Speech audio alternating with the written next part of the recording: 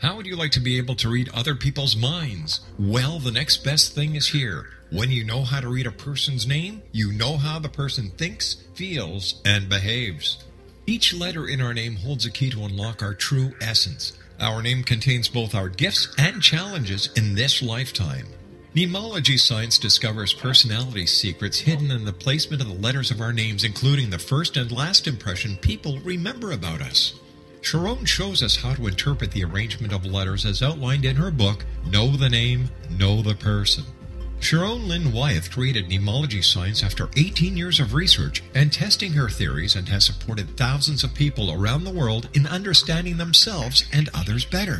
You'll enjoy Sharon's unique teachings as she shares her system to learn the gifts behind your given birth name. Even if you don't like your birth name, there are jewels in this book. If you're thinking of changing your name, ready to name your child, or wanting to get along better with others, this is the book for you. If you'd like to improve your relationships and change your life for the better, get the book today, Know the Name, Know the Person, or visit www.knowthename.com. That's www.knowthename.com.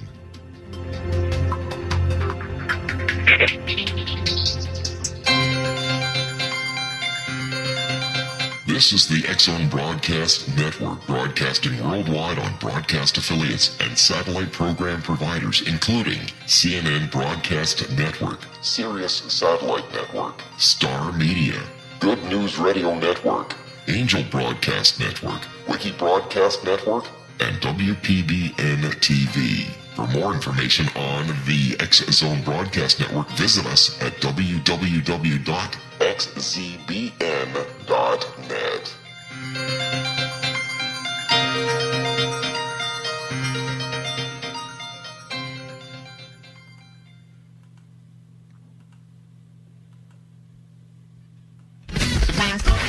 All Hit Radio.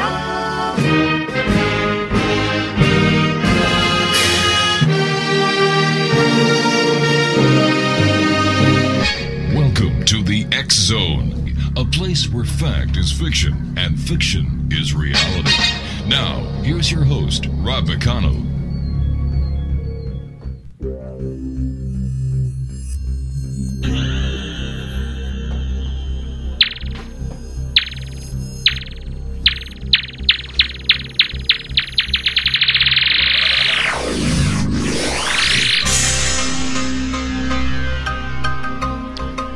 Welcome back, everyone. This is the X-Zone. I am Rob McConnell, coming to you from our broadcast center in Hamilton, Ontario, Canada, and around the world on the Starcom radio network. Worldwide toll-free 800-610-7035. My email address is xzone@xzoneradiotv.com. On all social media sites, X-Zone Radio TV, and our main website where you can listen to the X-Zone 724-365, www.xzoneradiotv.com. You know, I was at the Alien Cosmic Expo this past weekend that was held in Brantford, Ontario. And I had the opportunity of meeting one of the guests we had on the show previously, Dan Silver. And I've got to tell you something. Yeah, and I've got to tell you that Dan does fantastic T-shirts. In fact, Dan gave me one, and I'm wearing it right now. It says, "I was abducted by aliens, probed on Mars, and all I got was this stinking T-shirt." Now, technically, I did give you two T-shirts. Yes, you did. So you know. Yeah. Yes, you did. But you see, I'm talking about the one that I'm wearing now. I was going to ask you if you were wearing the shirt. Otherwise, I would just hang up. I am we agreed you would wear the shirt. I am wearing it right now with pride, Dan. And you feel that your power is increasing, that people are noticing you more these days? Well, I've got this funny feeling when I sit down. I feel as if I've been probed. You're officially a ufologist when you start getting the weird looks from all the people around you. So welcome to the club. Hey, how is it going, Dan? It was great meeting you. And what did you enjoy most about the conference?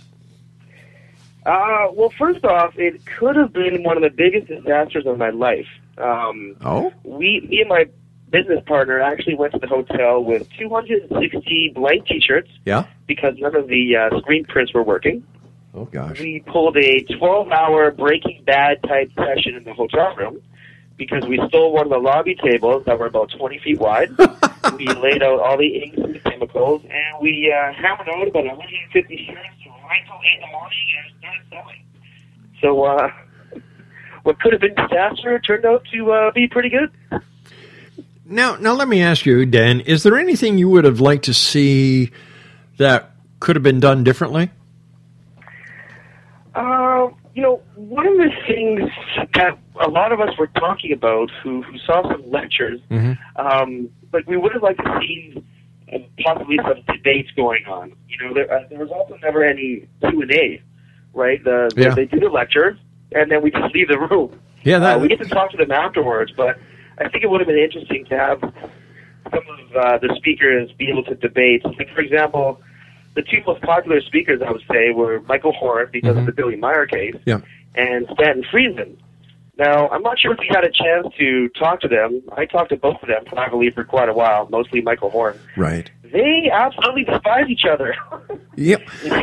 Stanton Friedman thinks everything about the Billy Meyer case is crap. Yeah. And Michael Horn thinks everything that isn't related to Billy Meyer is crap. So I would have liked to see them, instead of talking about it to all of us, maybe go up there, show each other what they have, show what is right, what is wrong, and just to have a nice, interesting debate. That would have been fantastic. And I must tell you that I have a lot of respect for Michael Horn. I think he's a fantastic guy. I've had the pleasure of knowing Mike for over 20 years now.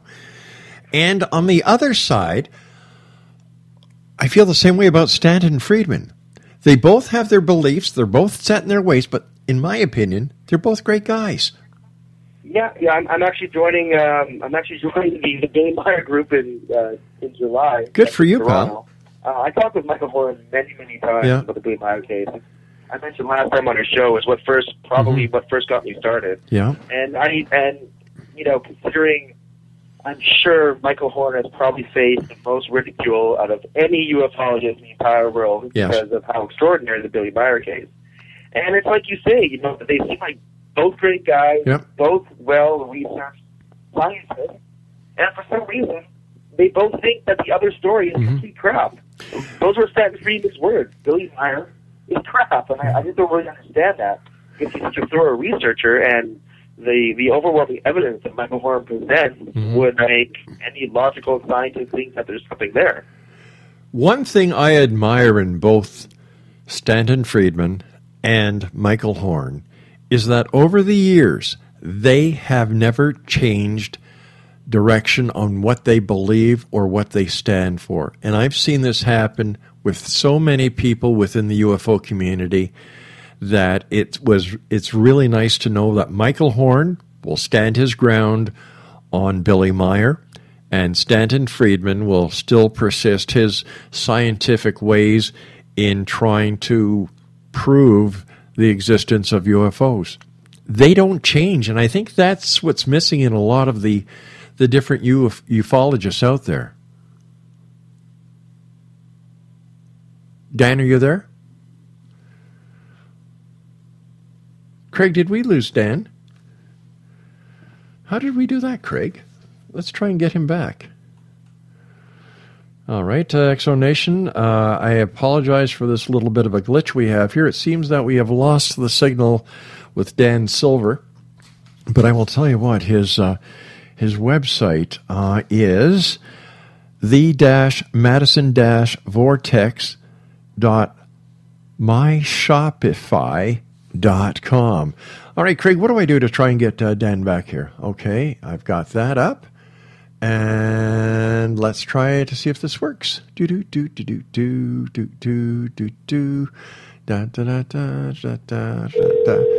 it's ringing.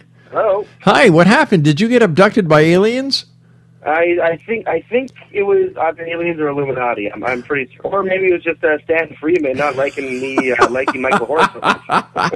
It's either. My phone. Well, yeah. Well, welcome back. Great having you back with us, Sorry Dan. about that. It's no problem, my friend. Modern technology is great when it works right. Yeah, yeah. It never happened though. It just happened on your show, which makes it even more eerie. Oh, okay. Where were we? We were talking about, I was saying that what I really respect in both Michael Horn and Stanton Friedman is that they have never changed course in what they believe and in what they are trying to establish. True. What did bother me in regards to the Michael Horn lecture, and I heard a few other people agree, he's kind of been giving the same lecture for quite some time. And actually, not just him, I thought most of the speakers were using material I've kind of already seen. So Yeah. I'm hoping they weren't doing that intentionally, so we buy their books and material to look for it more. I was just hoping to see like some more extremely more updated stuff, like what's happened with Billy Meyer in the last year, right? Yeah. But yeah, no, they definitely are. They definitely never changed the story. And I don't take sides between those two. I don't understand why they have such a hard time with each other. It seems like they should just battle it out and maybe you should have a debate on your radio show with the two of them. Well, you know what? We can try and arrange that very simply, and that's a great idea. I think that would be very interesting, actually. Yeah. That's a great idea, Dan. In fact, I'm just typing a note to one of my producers now to see if they can make it happen for us. Oh, excellent. Yeah. I have a question for you, though. Sure. Well, last time I was on your show, we were talking about you wanted me to give you the hardcore evidence to make you a believer. Mm-hmm. Now I noticed you were at every single lecture for 3 days. Oh yeah. I want to know if you became more of a believer, less a believer, or the same. I'm still where I was when you and I last talked. Yeah. Why is that? Why? Yeah. I didn't see any proof. Mm-hmm. What I saw, Dan, and I think I might have mentioned this to you, that all the speakers that were talking about ufology had a different pitch on it, different way of looking at it. And what I was saying to my director, Steve Benedict, that was with me there, is if ufology was, or if UFOs were real, wouldn't the philosophy with each of the speakers be the same? I wish you were. I met this guy. Okay, he wasn't a speaker, but all the speakers knew him, and I was like, "Who is it?" Everyone's surrounding him. Yeah. Like he's the main attraction. I don't know his name, but he knew absolutely every conspiracy there is. He was actually Edgar Mitchell's best friend, and he showed me phone calls, played messages, and emails from Edgar Mitchell. Mm-hmm. And essentially, I asked him the very same question, like, why can't they all agree? Yeah. And it's pretty simple. It comes down to the disinformation. People don't realize that they have been saturated with so much disinformation. And the worst part is the people who are using the disinformation, CIA, whoever you want to call them, they use people like me. They use people like you. They use people at this conference. Dan, we're having a hard time hearing you. You're fading in and out. Oh. Can you hear me now? Yeah, I can hear you now. Yeah. You can hear me? Yeah, I can hear you. Okay. So although we can all agree that there's something going on, and everyone will tell you, there's a UFO phenomenon. Mm-hmm. But when it comes to the details of, the origins of man, the moon landing happened. There's so many, did Roswell happen? That's when people just seem to have different opinions. So yeah, it is hard to know who is the right one, but I think that's up to you and it's up to me and the people out there at the conference to do more and read their books and come up with their own ideas and their own theories, because we're never going to have that one person with the almighty answers to everything. But I think, Dan, that if we all worked together to solving this puzzle, I believe that each one of us has a piece to this puzzle in our pockets. But what we need to do, instead of working in split fractions and split organizations, is work together, bring that piece of our puzzle to a giant table and work together in putting that puzzle together. I think that's the missing element here. I'm going to give you an example of just how complex, and this sounds like a spy movie, but I spoke to so many people, and I really believe this is true. So you're aware there were a couple members of MUFON at the conference, right? Yes, I do. Yeah. So these people are former detectives, former cops, and they investigate crop circles, UFOs, abductions. Now, I was talking to a guy who said he claims he's been abducted many times, and he showed me videos, not of his abduction, but UFOs flying over. It was unbelievable. And I said, you got to show this to Stu, the guy from MUFON. Stu Bundy, He's right? Like, absolutely not. I'm like, why? He's like, think about it. He goes, do you really think these guys are former cops and former CIA? Surely one of them is still working for the CIA. One of them is out there to either go after the people releasing information, twisting it around, or making you look bad and discrediting you. I got to tell you, I kind of believe him. I mean, how can you really trust an entire organization that's formed by FBI, police, and CIA?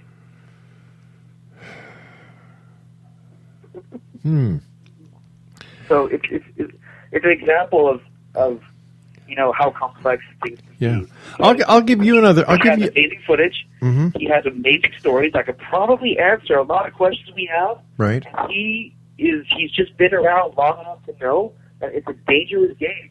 And we were talking about Paul Hellyer last time. Right. You were telling me how Paul Hellyer just got interested now. And after the show, I was kind of thinking about that, and I was like, well, if you think about it, back when he was the defense minister, there's no way he could have talked about aliens on Earth. Yeah. They either would have killed him or he would have been ridiculed. So he's coming out with it now, which is good, but maybe we would have gotten a better picture if he did it at the time, because a lot of the information that comes from these speakers, it always comes out 20 years after they retire. So, it's like solving a really, really old mystery, case. And you got to go through all the evidence, which takes a long time. I was talking to a gentleman last night who came on the show. He was at the conference. He sent me an email over the weekend, and he told me about a UFO sighting he had here in Hamilton. And he contacted the National UFO Reporting Center and left the information with Peter Davenport. And he said he also made a report to MUFON. Now he was down at the conference, and he didn't say anything. He just put pictures in front of the people at the MUFON table or the MUFON area, and they were very interested. And they said, "Oh, you're the guy that submitted this report. Blah blah blah. You're going to be the main topic of our conversation today." He didn't know anything about them using his photos. He didn't know anything about them using his story. And when we checked with MUFON, we couldn't find a copy of his report anywhere, and we couldn't find the report at the National UFO Reporting Center. So it's like, what the heck is going on here? Well, okay, I'm not sure if you're implying that the guy who made the report was lying. No. I'm not implying that at all. I believe he made the report. I believe he made the report. I'm just wondering how many other reports are getting lost, and I'm putting that word "lost" in quotation marks. Well, I did talk to a couple of MUFON people, and you can't imagine how many reports they get. I mean, it's like if you were a policeman in the regular city and your job was to investigate UFO sightings, and every single day somebody calls and they see a light in the sky, and whether it's a UFO or not, you'll find out that there's no evidence, not that much evidence, no videotape, just someone saying they saw a light in the sky. Right. But what did happen was, I know they take, you definitely need footage. If you have actual hardcore footage. I'm sorry, Dan, you faded out there. Oh. Did that guy have hardcore video footage? No, he didn't. UFO? No, he didn't. There was no photo. There was no video. In fact, we did an archive search on newspapers, media. We couldn't find any other sighting or any other report on this sighting. However, what he did agree to was doing a hypnotic regression session that we will be able to play on the air. Oh, really? Yeah, because he wants to know what he saw. Like he said, it bothered him. It troubled him.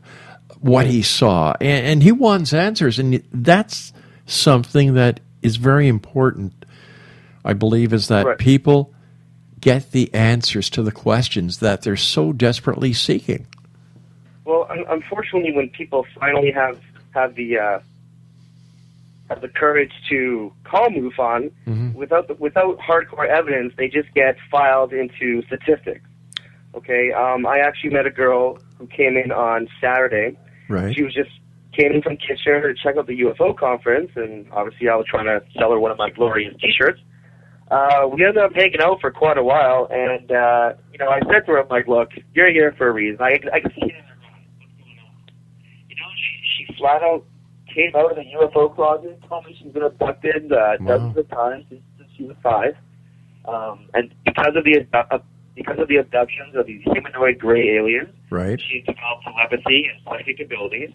So of course, part of me is thinking, okay, I kind of believe her, but I need something. So she shows me her phone.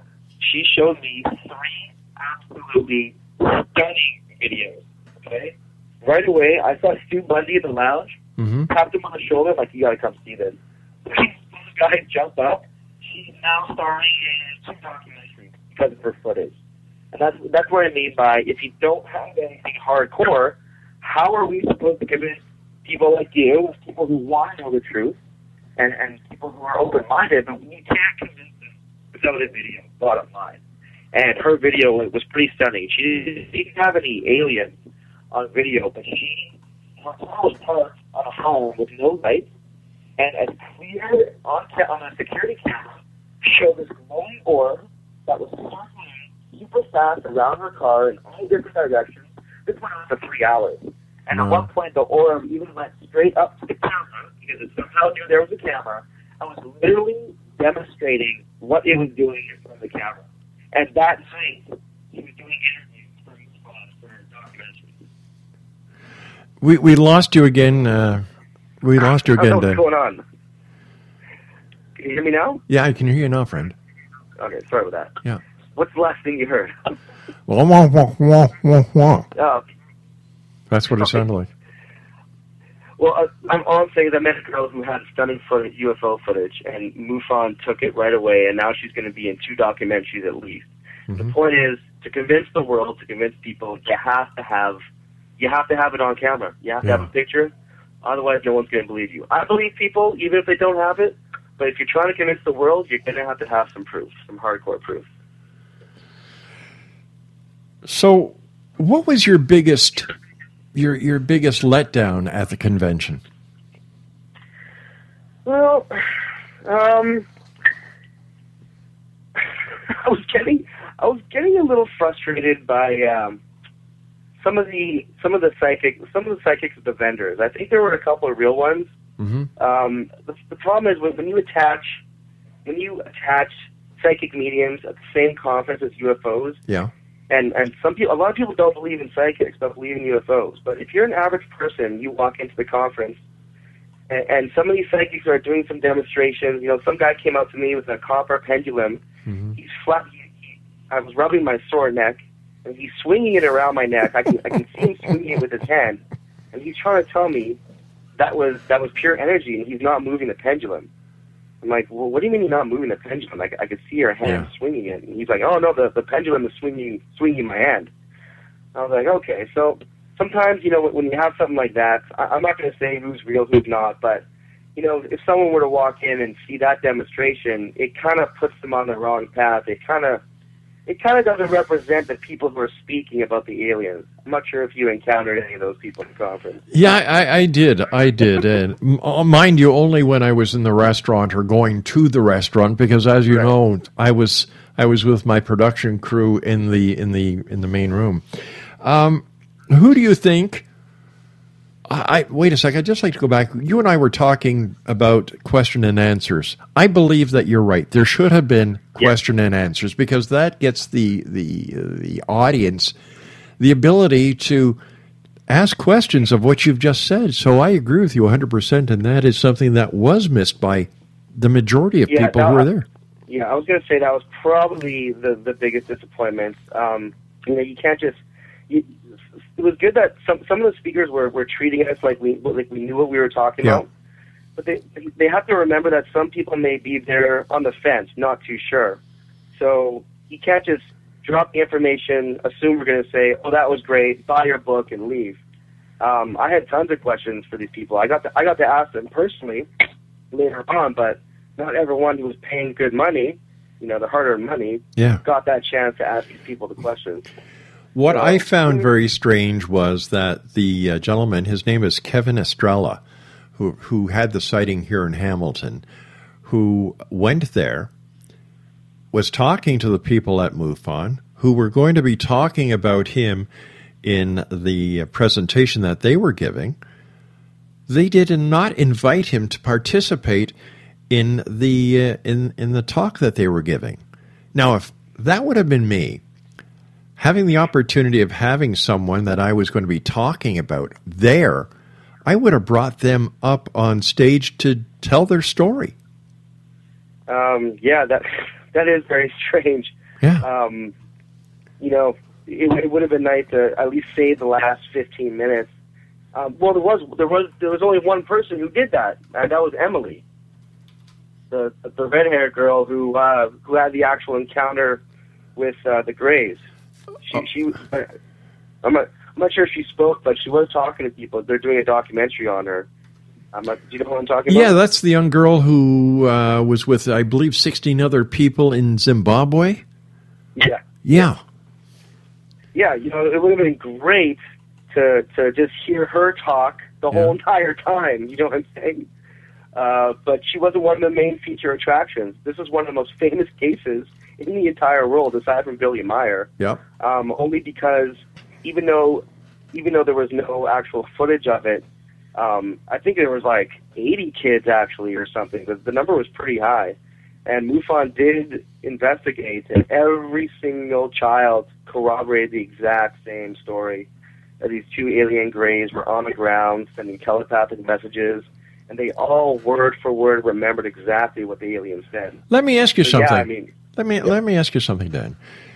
If the aliens use telepathy, why do they have ears?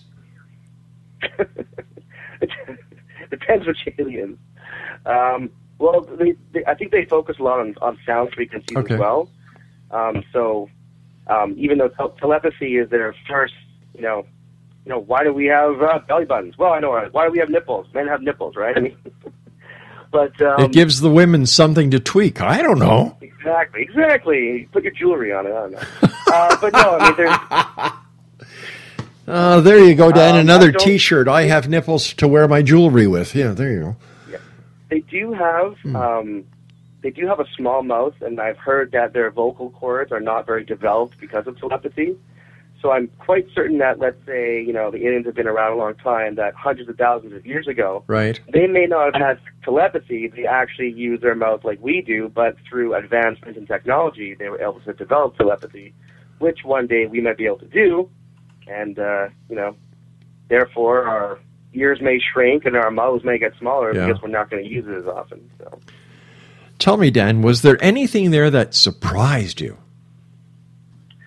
I would say what surprised me the most was just how there's so many stereotypes about UFO people.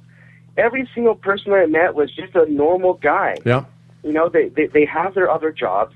They wear a suit and tie. They're funny. They're normal. And what actually shocked me, I was talking to Jason Quitt. He was I love Jason. He was such a great guy. We just talked for about an hour on Friday night. Yeah. And right at the very end, I said, he says he's communicated with over maybe 300 different alien entities through astral projection. Mm-hmm. And I'm like, so what does your family think of this? He goes, oh, they don't know. That's what he means. So my family does not know. I think he's in his late 30s, and his family and close friends have no idea that he has one of the most astonishing gifts in the entire world. And I was just like, how have you kept this a secret? He says, well, I have my job, and I'm engaged, and when I see my family, I talk about my job and my day-to-day stuff and my girlfriend, and at night I practice my astral projection. So it's shocking and it's sad, I mean, to carry this incredible secret your whole entire life because you don't want to shock your family and Right. Every single person there. I was talking with Grant Cameron and a whole bunch of speakers. We're all talking about we call it the facade, right? We all talked about how everyone has their social facade and their personal facade, and they are extremely, extremely different.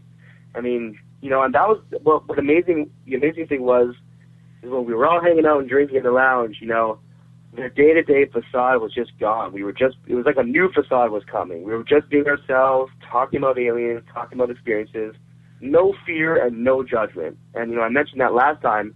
That was the one thing I was looking forward to, which is to sit at a table with these people and just openly talk free about things that have happened to us and not worry about anything.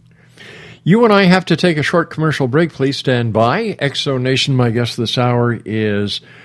All right, you ready? Do you have your pencils and paper ready? Dan Silver. Here's his website, the-madison-vortex.myshopify.com. And Dan and I will be back on the other side of the short break as we continue here in the X-Zone from our broadcast center in Hamilton, Ontario, Canada. My name is Rob McConnell. The X-Zone, a place where people dare to believe and dare to be heard Monday through Friday from 8 p.m. until midnight, right here on Starcom. Don't go away.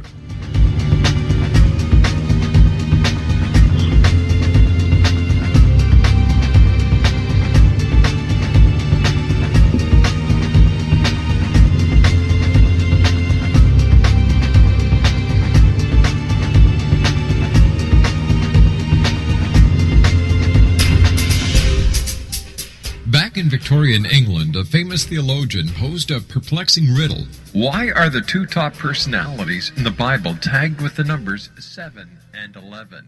Academics agree the answer is found in the stunning discovery of a hitherto secret Bible structure explained in a new book called The Genesis Grid. The discovery is so simple that preschool children could illustrate it. Certain claims are hugely controversial and may offend some, but at the X-Zone, we've studied this awesome new book and agree with one expert, and I quote, "These discoveries appear to be beyond coincidence." So who or what hid this wonderful pattern in the Bible, and what might they do next? Find out more, X-Zone Nation, and read reviews on www.genesisgrid.co.uk. That's www.genesisgrid.co.uk.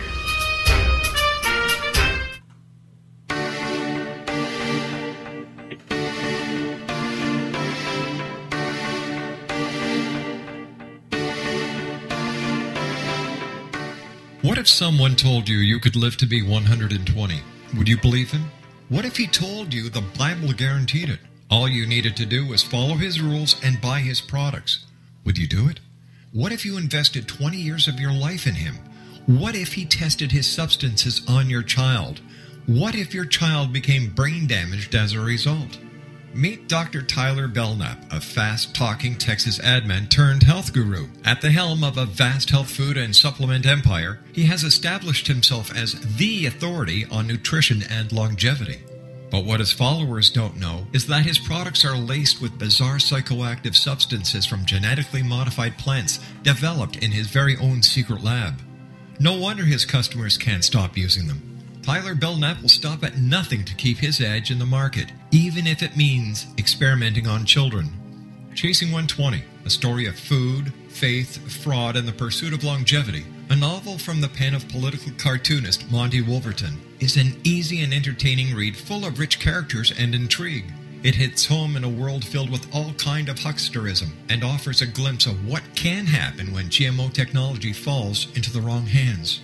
Chasing 120 by Monty Wolverton. Get your copy today at www.ptm.org/120 or on Amazon.com.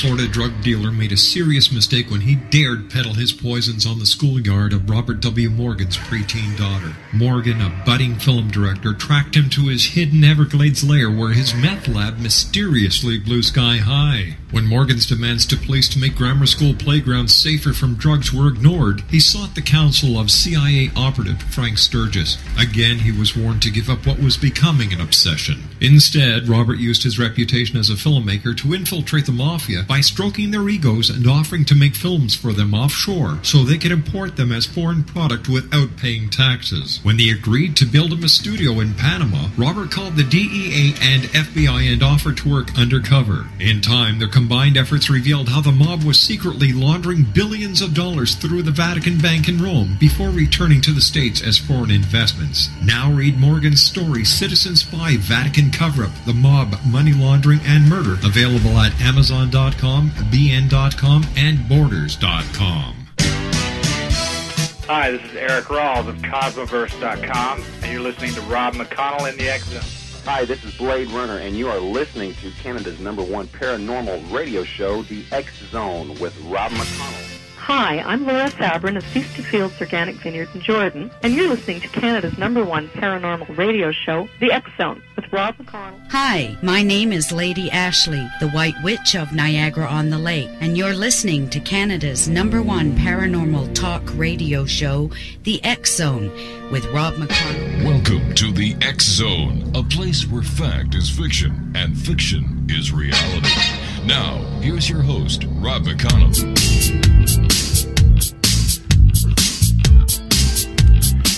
Explanation, Dan Silver is our special guest. We're talking about, everything this hour. Dan is the gentleman behind the Madison Vortex. He's also the guy behind a great number of super-looking T-shirts. For more information, visit the-madison-vortex.myshopify.com. Dan, we talked about this briefly last time you were with us, but does the word conspiracy bother you? Back in the day, I remember conspiracy sounding cool. If you had a good conspiracy theory, people were drawn to you. Yeah. What I don't like now is that it's taken on this stereotype of people's thoughts. If somebody says, it's like when someone says Muslim, you think terrorist. Yeah. And now when someone says, No, I was agreeing with you. Okay. And when someone says conspiracy, they sort of get an image of what these people are. And that's what I was trying to say before when, I met every single person there and talked to them for a long time. Yeah. They're all, just regular guys. They have families and jobs. And, I think people just, if you took time to get to know, let's say, your Muslim friend, you would know within seconds they're not a terrorist. That's right. If you took time to speak to these ufologists, you would know they're not crazy. And you would know within 10 minutes because they are smart, intelligent, people, and they're not doing this for money as people always think.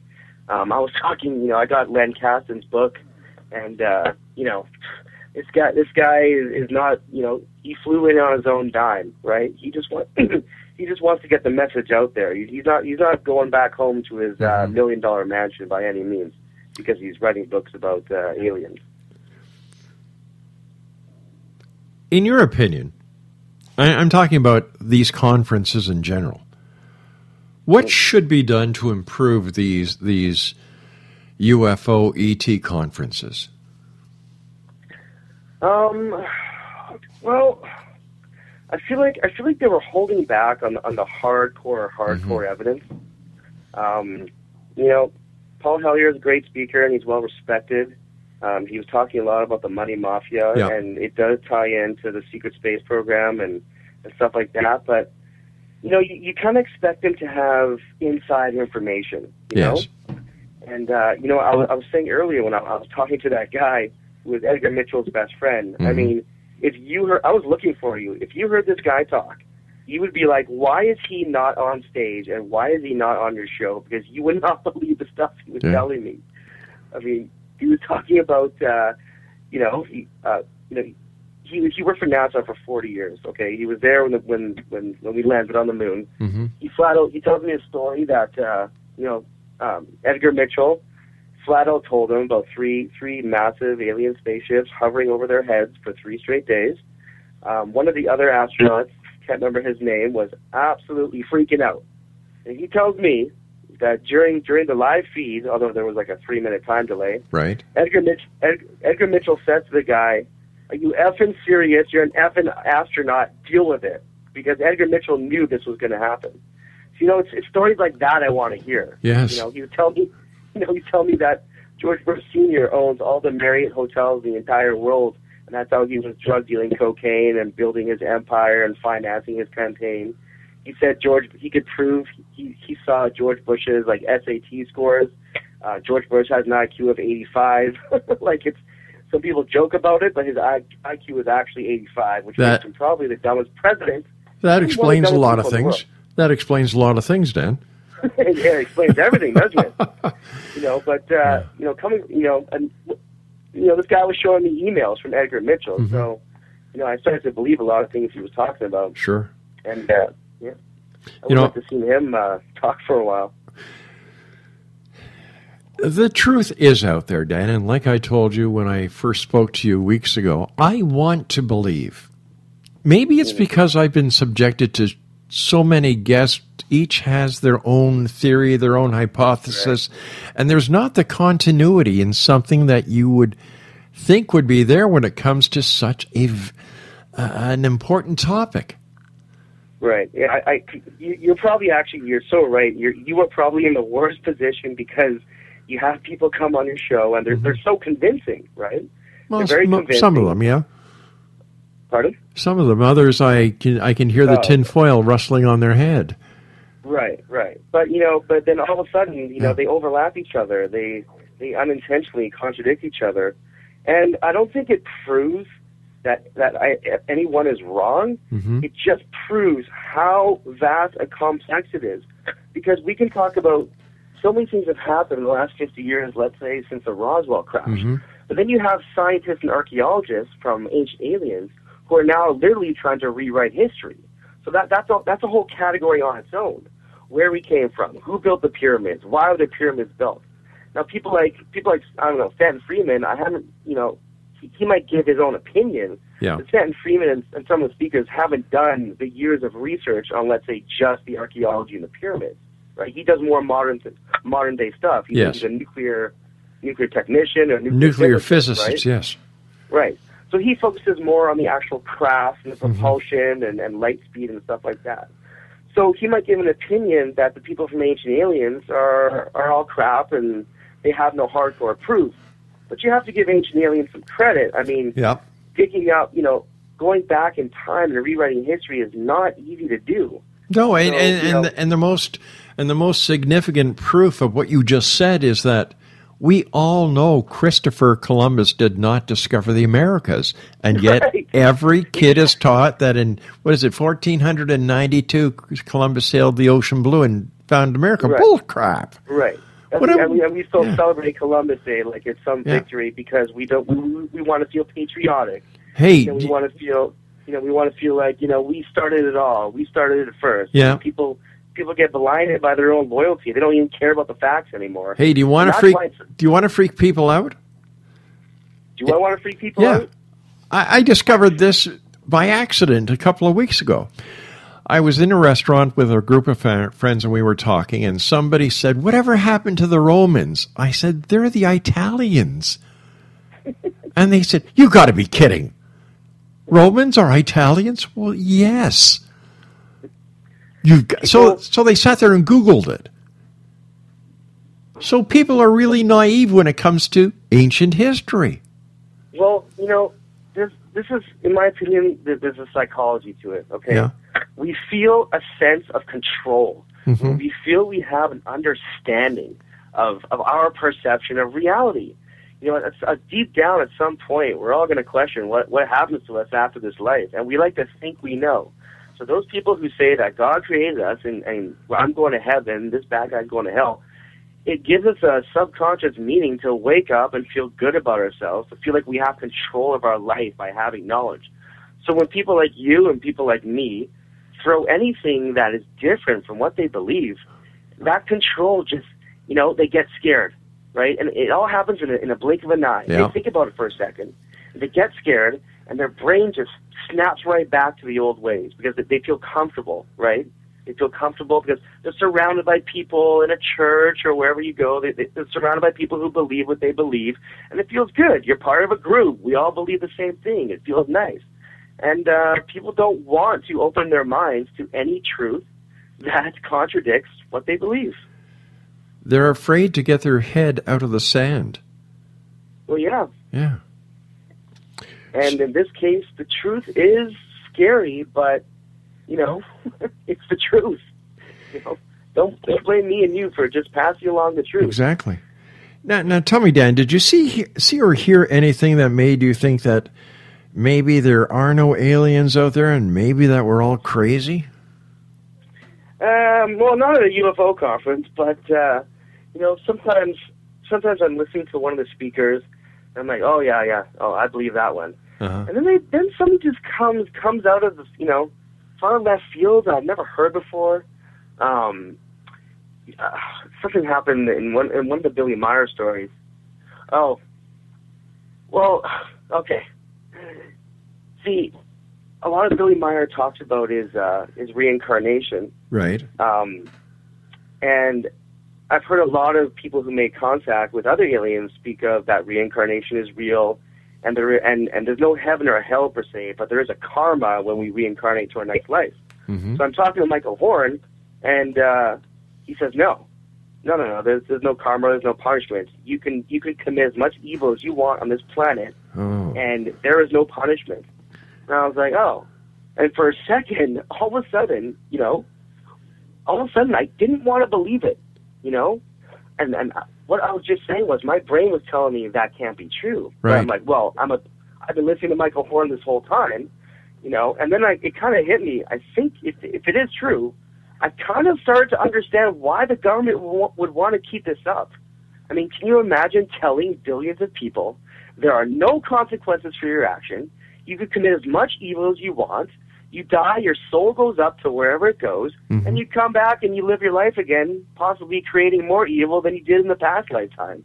And I was just like, oh, say it ain't so. And I even said to Michael Horn, I'm like, okay, well, I don't even want people to know that. I mean, people believe in God, and they kill people every single day.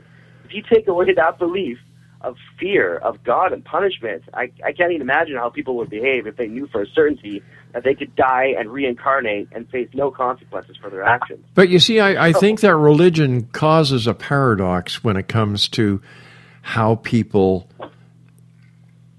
act in society. After all, here you have a God who apparently created us all, if you believe in the religious aspect of it. Mm-hmm. And yet, he destroyed Sodom and Gomorrah. He destroyed all the Egyptians following Moses in the Red Sea. Then he caused and he also caused a worldwide flood, killing everything except what was in the ark with Noah. And what is his, in one of his 10 commandments is, thou shalt not kill. Well, wait a minute. Hold on here. Whoa. I'm a dad. I don't know if you have any kids, Dan. But I certainly wouldn't kill any of my children, no matter what they did wrong. And yet here you have the creator of humankind who just obliterates anyone who doesn't follow what he says. Like it's either my way or the highway. Boom. That's it. Right. And that's when religious scholars will play both sides. Yeah. And say, oh, well, that's why God gave us free will. Yep. Okay. And even when a natural phenomenon happens, like an earthquake or a tidal wave wiping out an entire continent, mm-hmm. well, that's also you say that's the religious scholar, and then they say, well, it's God's will. They must have done something wrong. So the tricky part is, when you're trying to convince, when you mix history of religion and history of ancient aliens, and you put them together, I mean, this debate can go on forever. No one will ever bend. And that's why I was saying about Ancient Aliens, the TV show, is that I think, they're starting to sway people who once had strong beliefs in God, because mm-hmm. if you compare it, they're showing us archaeological facts, whereas religion, what do we have? Yep. What do we have as architectural and archaeological facts. We have a book. We have a book written thousands of years ago by probably extremely violent, racist men. Yes. You know, can you imagine if George Bush or George Bush Sr. wrote their own Bible today? Oh my God! 5,000 years from now. Oh my God! It would not be an accurate picture of the world, right? True. You know, plus the Bible has been edited so many times. You know, at the Council of Nicaea, what would have happened? What was in the Bible that was taken out? Well, you know, ancient aliens or speakers always talk about the Book of Enoch, right? Yep. Are you referring to the Book of Enoch? Mm-hmm. Well, yeah. I do have some friends who are, extremely Catholic and Christian, and I mentioned the Book of Enoch. I didn't learn about it. So, right. You know, they went to Catholic school. They have no idea they've heard of it. They have no idea what's in it. I'm like, well, apparently it's all about aliens, right? And it seems like that's the one book that is never spoken about, it's never taught about, and it's not even learned about. It's literally not just taken out, it's being erased from history as we speak. And the only people ever bringing this up are the people at the UFO conference and the people on Ancient Aliens who are constantly talking about the Book of Enoch. It makes very clear references to UFOs and aliens coming to Earth, creating us and helping us, shape our humanity. Yeah. I believe that the angels of yesteryear are the ETs of today. Absolutely. When it comes to referencing. Listen, our time is going fast, Dan. First of all, I want to thank you so much for joining us. It was a pleasure meeting you. I love your T-shirts. I wear mine with pride, and I know that the T-shirt that you were kind enough to give to Christian Benedict, our technical intern, is greatly appreciated. But before we go, what is next for Madison Vortex? Well, we're going to expand, hopefully. We still have a whole bunch of shirts to make. We're going to hit some events with the CNE. Right. I'm in the middle of sending a couple emails to the planetarium. Hopefully you'll see my shirts all over the planetarium. And no, just kidding. But we're gonna make more designs. We love taking photographs from archaeology. A lot of people, their archaeology we were just talking about, putting them on shirts. And, hopefully I'll be on your radio show. Oh, you will, Dan. Week, plugging in my shirts. Well, you're going to be back on. There's no two ways about that. Of course I will. Yeah. How many shirts will it cost me, though? Nothing. Nothing? Oh, okay, that's good. No, nothing, I just enjoy the conversation with you. I enjoy the way you think. And you look at both sides of the coin. So that, to me, is what really this show is about. But before we go, I'd just like to talk a little bit about the ancient UFOs and ancient archaeology. I believe that in order to understand the future, we have to understand what happened in the past so we can actually go on with what we're doing today. History is rich, and no one knows that more than Native Americans and Native Canadians, whose elders pass on the stories from generation to generation to generation. And I think that is one of the major keys that we're missing in this entire mystery. I agree, and I was going to add on, you just said about angels. I say this to people all the time. This is my own personal theory. I hope I have time to tell the story. Sure, we got about 3 minutes. There's so many references to angels in the Bible, okay? These blonde hair, blue-eyed, angels with wings. Yeah. And I remember reading about the first probe we launched into space was called Voyager, and we put an eagle on it. So I'd say, imagine that the spaceship crashed on Mars and there was life there, and they saw the eagle. Yeah. And they looked at the eagle and they said, "Oh, this came from Earth. I guess that's what humans look like." Now, if you look at angels in the Bible, the wings isn't an angel, it's just a symbol of flight. Yeah. Because people were seeing spaceships, but if you were to draw a spaceship on a cave, you would just be drawing a circle and you wouldn't be able to pass on the story accurately. So the wings is not angels from heaven, it's just a symbol of flight that came from a UFO. And I truly believe that slight misinterpretation would have changed our entire perception of religion and the origins of men. I agree. And here's something just to think about, Dan and the Exonation. What would have happened if up until this very day, Tuesday, June 30th, 2015, there was no Bible? However, as of today, people started writing this book called the Bible. How different would it be with our knowledge of science, physics, chemistry, biology? How different? It would probably be much more scientific, because what was perceived as magic and a miracle can now be explained by science, right? Exactly. So, not too long ago, we just discovered, quantum physics, the atomic level, the subatomic level. Now we're going into, molecular dimensions, fourth dimension. Now we think there's 12 dimensions. Yeah. Some scientists think there's 36 dimensions, right? So it'd be extremely different, and that's kind of the problem, is that all these discoveries are taking away the religious beliefs because there's actual scientific explanations. And the whole conspiracy of it all is that I believe that the governments want us to keep believing in the religious part because, let's face it, religion is a means of controlling the people, right? Very true. However, to support religion, I must say that whoever wrote these books, and, apparently it was Moses who wrote the book of Genesis, and others throughout history wrote the other various books. I believe that one of the main purposes for the Bible as a book for religion and other religious books was to give humanity the guidelines. I think the Ten Commandments are fantastic. They gave us guidelines. So maybe that's one of the major things that religion is supposed to do. Hey, Dan, we've run out of time for tonight. Don't be a stranger. You and I will be in contact. And until the next time we meet here in the X-Zone, my friend, it was great meeting you. Keep your eyes on the skies. And your heart to the light. Good night, Dan. Thanks. See you later. Bye-bye, buddy. And that's it for tonight, X-Zone Nation. I'll be back tomorrow night at 10 o'clock as once again we cross the time-space continuum to this place that I call the X-Zone.